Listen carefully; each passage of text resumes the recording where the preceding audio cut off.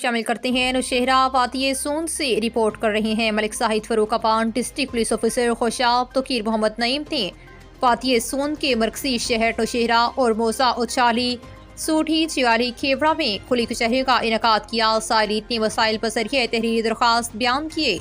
D P او توقیر محمد نعیم نے notice لے کر نوشہرہ پولیس کے تفتیشی افسران کو ہدایت کی کہ سائلین کے مسائل کو قانون کے مطابق حل کیا جائے۔ ڈی پی او توقیر محمد نعیم نے کھلی کچہری کے شرکاء سے کہا کہ انصاف کی فراہمی کو یقینی بنانے کے لیے کھلی کچہریوں کا سلسلہ جاری ہے۔ شہریوں کو انصاف دہلیز پر فراہم کرنا ہمارے فرائض میں شامل ہے۔ انہوں نے ٹریفک اور دیگر مسائل کے حل کی یقین دہانی کرائی۔ منشیات فروشوں کے خلاف کریک ڈاؤن کے احکامات جاری کیے۔ شہریوں نے کھلی کچہریوں کے انعقاد پر اطمینان کا اظہار کیا۔ اس موقع پر ٹی ایس پی خطیب الرحمان، ایس ایچ او ملک محمد الیاس اور تھانہ نوشہرہ کے تفتیشی افسران موجود تھے۔